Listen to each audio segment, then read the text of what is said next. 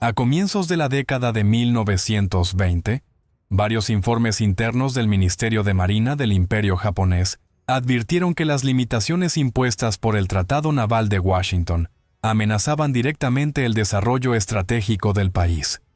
Los análisis señalaban que, si el imperio aceptaba sin resistencia las restricciones de tonelaje y las categorías de buques, perdería la capacidad de proyectar fuerza más allá del Pacífico Occidental durante las décadas siguientes.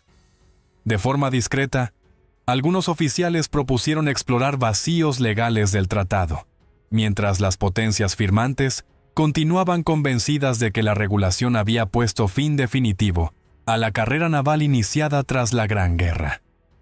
Aquellas evaluaciones, archivadas como documentos de circulación restringida, sostenían que era posible construir un portaaviones que no fuese considerado oficialmente como tal, siempre que su desplazamiento estándar se mantuviera por debajo de la cifra pactada y que su clasificación administrativa evitara el término regulado por el acuerdo. Esta interpretación abriría la puerta a un desarrollo clandestino que, con el tiempo, daría lugar al portaaviones ligero Ryujo. El diseño inicial se formuló durante el año 1926, cuando los ingenieros navales presentaron un proyecto de buque con un desplazamiento aproximado de 8.000 toneladas métricas, lo que lo excluía de la categoría formal. Según los documentos de planificación conservados en los archivos del astillero de Mitsubishi, en Yokohama, la construcción no comenzó hasta finales de 1929. Durante este periodo surgieron dudas sobre la viabilidad estructural, ya que el buque debía mantener un casco extremadamente ligero, sin blindaje, y un único hangar situado muy cerca de la línea de flotación, lo que reducía de manera significativa la altura del francobordo. Estas decisiones técnicas respondían exclusivamente a la necesidad de mantener el desplazamiento por debajo del límite jurídico, no a criterios de seguridad operacional. El carácter excepcional de la nave se acentuó cuando el Tratado Naval de Londres, firmado en 1930, cerró el vacío legal que había permitido su conceptualización. Como consecuencia, Ryujo se convirtió en el único buque japonés de su clase. La fase de construcción del Ryujo reveló rápidamente que el diseño había sido llevado al límite para ajustarse a las exigencias del vacío legal. Según los informes técnicos emitidos entre los años 1930 y 1931, el buque presentaba una combinación problemática de manga estrecha, elevado volumen en la parte superior y un casco sin protección estructural. Estas características fueron resultado directo de la necesidad de incorporar una capacidad aérea significativa dentro de un desplazamiento extremadamente reducido. Para compensar la falta de blindaje, los ingenieros instalaron un revestimiento protector limitado en la zona de máquinas y en los pañoles de munición, aunque este refuerzo no solucionó las deficiencias de estabilidad registradas durante las pruebas iniciales. Los documentos de pruebas de mar elaborados poco antes de su botadura en abril de 1931 señalan que el portaaviones maniobraba correctamente en condiciones de mar moderada, pero mostraba comportamientos peligrosos en mares agitados, con tendencia marcada a cabeceos abruptos y oscilaciones transversales difíciles de corregir, incluso mediante giroscopios de estabilización. La situación empeoró cuando la Marina ordenó el incremento de la capacidad aérea del buque de forma previa a su entrada en servicio. Esta modificación elevó la cifra total de aeronaves hasta 48 unidades, lo que obligó a instalar un segundo hangar sobre el hangar original. La adición de esta estructura adicional elevó el centro de gravedad y redujo de forma significativa los márgenes de estabilidad, tal como recogieron los informes del astillero de Mitsubishi. A pesar de estos indicadores negativos, el Ryujo fue comisionado el 9 de mayo de 1933.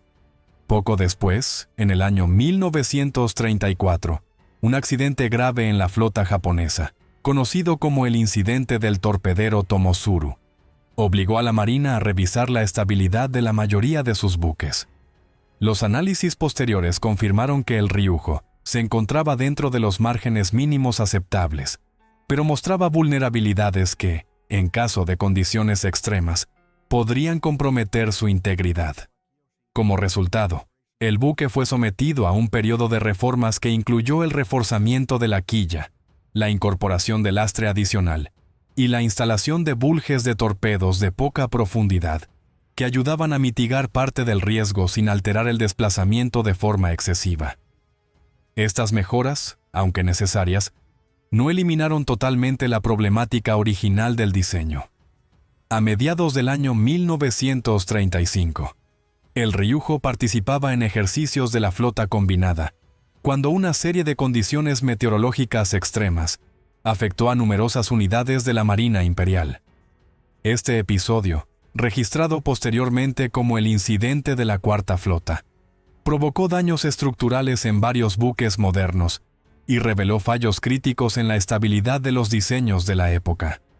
Los informes oficiales del Estado Mayor indicaron que el portaaviones ligero sufrió esfuerzos considerables en la estructura longitudinal debido a violentos balances y repetidos golpes de mar, que superaron con holgura las previsiones de cálculo. El buque regresó a Kure, con deformaciones en secciones del casco, daños en el vuelo de proa y filtraciones en compartimentos que no debían haber cedido en situaciones teóricas de carga. A raíz de este acontecimiento, los ingenieros navales y el Departamento Técnico de la Armada impulsaron una revisión sistemática de los buques afectados.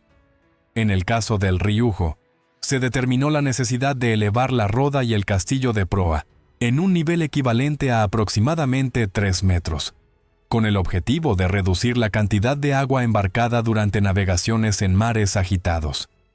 Esta modificación también implicó la instalación de un pronunciado flare, que permitió desviar parte del oleaje y disminuir los impactos directos contra la estructura frontal del buque, algo que había resultado especialmente problemático durante el incidente. Los documentos de obra del arsenal de Kure detallan que, además de las reformas en la proa, se revisó el sistema de cables de detención, se ajustó la disposición del puente interno y se rediseñó la curvatura inferior del vuelo para mejorar el comportamiento aerodinámico durante los aterrizajes. La plataforma de vuelo frontal fue acortada en aproximadamente 2 metros, con el fin de crear un conjunto más resistente y reducir vibraciones que, según los técnicos, afectaban la seguridad de las operaciones aéreas. Las reparaciones concluyeron oficialmente el 31 de mayo de 1936, momento en el que el buque fue reintroducido en la estructura de la primera división de portaaviones. Una vez reincorporado, el Ryujo adoptó un nuevo conjunto de aeronaves compuesto por torpederos B-3-1, bombarderos en picado D-1A1 y cazas A-12N. Sin embargo, los manuales operativos redactados tras las primeras maniobras revelaron que las cualidades de vuelo y las tácticas de ataque en picado se adaptaban mejor a la configuración del portaaviones, lo que llevó a la eliminación progresiva de los torpederos en favor de una composición más centrada en bombarderos.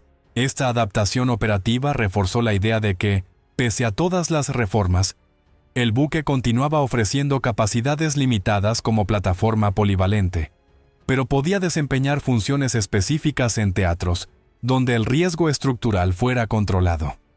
La entrada del Ryujo en la fase operativa del conflicto chino marcó el inicio de su empleo real como plataforma aérea, y los informes emitidos por la primera división de portaaviones describen detalladamente el modo en que el buque fue utilizado durante las primeras campañas.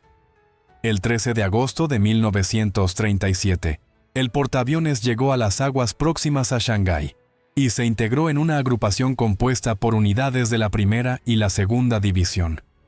La operación, dirigida por el vicealmirante Hasegawa Kiyoshi, tenía como objetivo apoyar el avance de las fuerzas terrestres japonesas en la zona central del país y neutralizar la resistencia aérea china en los alrededores de la ciudad.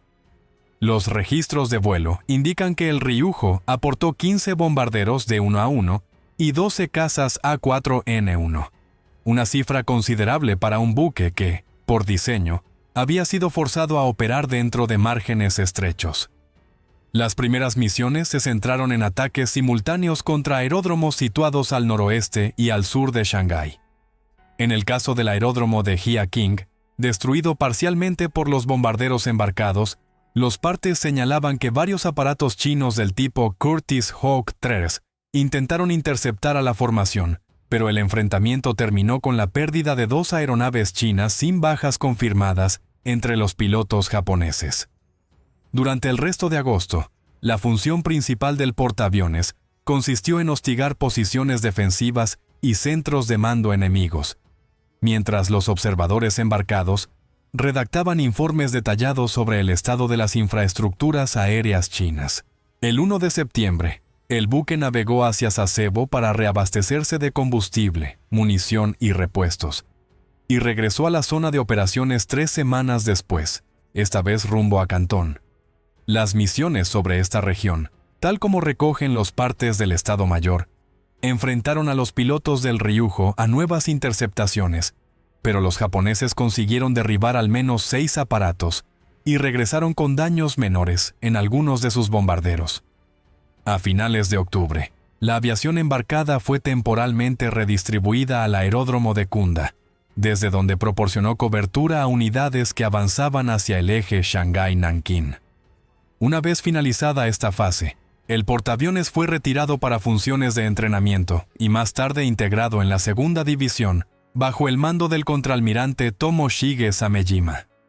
En febrero de 1938, los cazas biplanos A4N fueron sustituidos por 9 ejemplares del Mitsubishi 45M Claude, lo que mejoró de forma apreciable la capacidad de patrulla aérea del buque.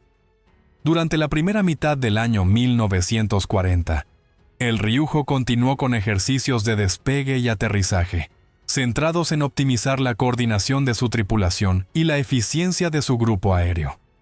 Los informes internos de la Marina Imperial detallan que, a pesar de su limitado tamaño, el buque podía operar con un número considerable de aeronaves, pero su plataforma continuaba mostrando deficiencias mecánicas, especialmente en el elevador de popa, que restringía la capacidad de desplegar bombarderos en misiones de ataque en picado.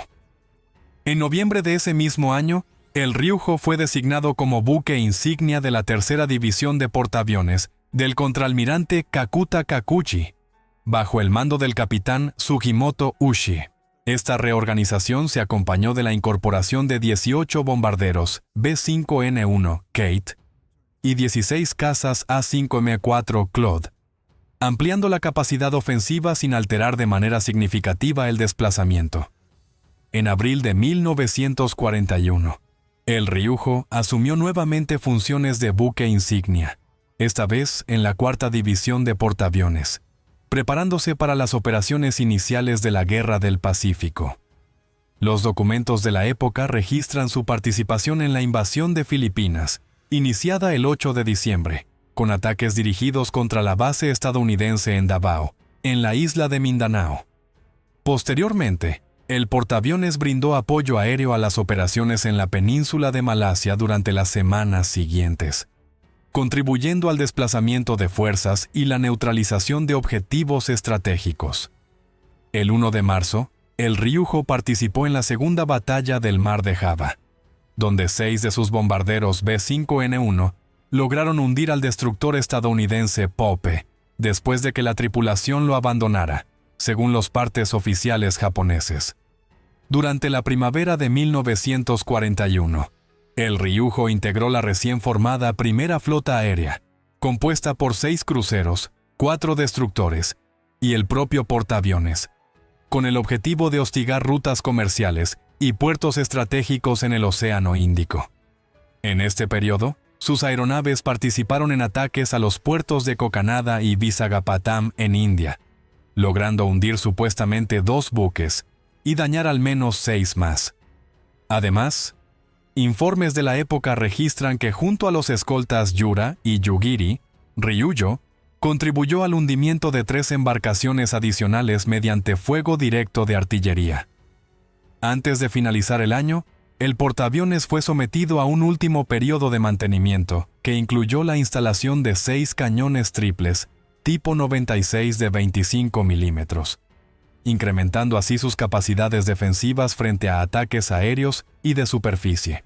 En mayo de 1942, La Marina Imperial japonesa se preparaba para operaciones estratégicas en el Pacífico Central, mientras se desarrollaba la campaña de Midway. En este contexto, el Ryujo, equipado con aviones A6M20, ejecutó ataques preventivos sobre territorios estadounidenses en el norte, anticipando movimientos de la flota norteamericana a lo largo de las Islas Kuriles. Con el inicio de la ofensiva estadounidense en Guadalcanal a principios de agosto, el portaaviones se integró a la primera división de portaaviones, junto con los buques Shokaku y Suikaku, participando en maniobras de combate coordinadas para responder a la presencia enemiga. Durante la semana siguiente, la primera división detectó un portaaviones estadounidense en las proximidades de las Islas Salomón. El Ryujo, junto al crucero pesado Tone y 2 destructores de escolta, se separó de la fuerza principal con el objetivo de proyectar poder aéreo sobre Henderson Field. El 24 de agosto, el buque lanzó 2 oleadas de ataque. La primera consistió en 6 bombarderos B-5N y 15 cazas Cero, que fueron detectados por 4 Wildcats en patrulla, alertando a la defensa estadounidense. En cuestión de minutos, 10 Wildcats adicionales y 2 Airacobra llegaron como refuerzo, mientras al menos 9 Cero continuaban efectuando ataques sobre la pista del aeródromo, y los B-5N lanzaban bombas de 60 kilogramos cada una. Los informes norteamericanos mencionaron la pérdida de 19 aparatos japoneses, aunque los registros japoneses confirmaron únicamente 6 pérdidas más, un aterrizaje forzoso. 20 minutos después, aeronaves de reconocimiento de la USS Enterprise localizaron la fuerza separada. A las 2:55, el Ryujo lanzó 3 nuevos Cero. Inmediatamente después, 2 bombarderos Grumman Avenger efectuaron un contraataque sin éxito, impactando a apenas 150 metros del buque. Minutos después, 2 Avengers adicionales llegaron al área, pero uno fue derribado al instante, y el otro desapareció sin confirmación de impacto. Mientras tanto, la USS Saratoga lanzó un ataque compuesto por 31 Dauntless y 8 Avengers, sin escolta por la distancia, que logró 3 impactos directos y un torpedo contra el Ryujo. Los daños produjeron inundaciones severas en la sala de máquinas y calderas de estribor. Comprometieron la propulsión y ocasionaron un balance creciente que debilitó irreversiblemente la estabilidad de la nave. A las 3:15 se dio la orden de abandonar el buque, iniciando operaciones de rescate por el destructor Amatsukase, mientras bombarderos B-17 estadounidenses sobrevolaban la zona con escasa efectividad. Tras el abandono ordenado del Ryujo, los informes oficiales de la Marina Imperial japonesa documentan con detalle la secuencia final de eventos que llevaron a la pérdida del portaaviones. El destructor Amatsukase, encargado de las operaciones de rescate, se aproximó a la nave a pesar del fuego intermitente de la aviación estadounidense.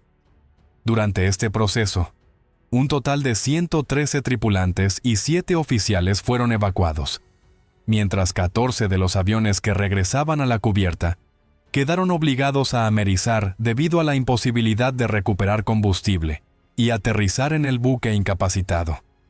Las condiciones del mar, combinadas con el deterioro progresivo de la estabilidad, aceleraron la escora y la inundación de los compartimentos de máquinas, provocando que la nave se detuviera irremediablemente. El Ryujo terminó por hundirse a las 5:55 de la tarde, cumpliéndose el registro histórico de su desaparición, tras más de 10 años de servicio operativo.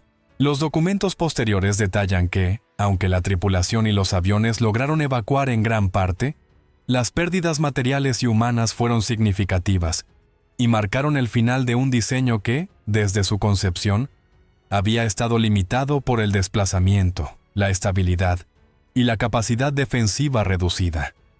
La nave, concebida inicialmente como un experimento legal para eludir los tratados navales internacionales, demostró que incluso un buque innovador podía sucumbir ante las exigencias del combate moderno y las limitaciones estructurales heredadas de su construcción temprana. Análisis técnicos posteriores revelaron que la falta de blindaje integral, combinada con la alta superestructura de los hangares y la disposición de la plataforma de vuelo, contribuyó de manera decisiva a la vulnerabilidad del Ryujo frente a impactos aéreos y torpedos. Los informes de la Armada indicaron que, aunque la maniobra y la coordinación de la tripulación fueron efectivas, el buque no estaba diseñado para resistir un ataque concentrado en condiciones de combate real. Esta evaluación sirvió como base para futuras construcciones, enfatizando la necesidad de equilibrio entre capacidad aérea, estabilidad y protección estructural en los portaaviones ligeros y medianos de la flota japonesa. A lo largo de su historia, el Ryujo participó en múltiples operaciones, desde el conflicto chino hasta las primeras campañas del Pacífico, contribuyendo a la proyección de poder japonés a pesar de sus limitaciones. Su trayectoria evidencia la tensión entre innovación técnica, restricciones legales y exigencias tácticas, y proporciona un caso de estudio sobre los riesgos inherentes a la construcción de buques destinados a operar en teatros de guerra extensos con recursos limitados. El legado del Ryujo fue objeto de análisis dentro de la Marina Imperial japonesa durante los años posteriores a su pérdida. Los informes técnicos y estratégicos señalaron que, aunque el portaaviones fue un experimento legal para evadir tratados internacionales, proporcionó datos fundamentales sobre el comportamiento de buques ligeros en condiciones de combate real. Las limitaciones en estabilidad, la vulnerabilidad de los hangares y la escasa protección de la maquinaria sirvieron como referencia para el diseño de futuras unidades, destacando la importancia de equilibrar desplazamiento, capacidad aérea y blindaje. Además, el historial operativo del Ryujo permitió evaluar tácticas de ataque y coordinación con otras divisiones de portaaviones, contribuyendo a la formulación de doctrinas aéreas en la Segunda Guerra Mundial. Las lecciones aprendidas sobre la susceptibilidad a ataques aéreos, la necesidad de sistemas de detención y recuperación de aeronaves más robustos, y la gestión de la tripulación en emergencias, influyeron directamente en los proyectos de buques posteriores, como los portaaviones de mayor tonelaje que dominaron el teatro del Pacífico. La documentación de sus misiones desde China hasta las Islas Salomón sigue siendo consultada por historiadores navales como ejemplo de las limitaciones técnicas y estratégicas de los portaaviones ligeros de la primera mitad del siglo XX. En conclusión, la trayectoria del Ryujo evidencia cómo un diseño limitado por tratados internacionales y restricciones de tonelaje pudo operar activamente durante más de 10 años, participando en conflictos desde China hasta el Pacífico. A pesar de sus deficiencias estructurales y vulnerabilidad frente a ataques aéreos, el portaaviones cumplió misiones de ataque, reconocimiento y apoyo aéreo, contribuyendo a la estrategia naval japonesa en la fase inicial de la Segunda Guerra Mundial. Su hundimiento durante la batalla en las Islas Salomón demostró los riesgos inherentes a las plataformas ligeras sin blindaje integral ni estabilidad óptima. El análisis histórico de Ryujo subraya la tensión entre innovación y limitaciones legales, así como la importancia de aprender de los errores de diseño. Cada operación, cada modificación y cada misión aérea sirvieron para perfeccionar los criterios de construcción de futuros portaaviones. La experiencia acumulada fue decisiva para el desarrollo de unidades más seguras, eficientes y capaces de sostener combates prolongados en mares abiertos. La historia del Ryujo permanece como testimonio del ingenio, la adaptación y las limitaciones técnicas enfrentadas por la Marina Imperial japonesa durante una era de expansión y conflicto global. Si te ha parecido interesante esta historia, no olvides dejar tu like, comentar tu parte favorita y suscribirte para más relatos detallados de operaciones navales y buques históricos.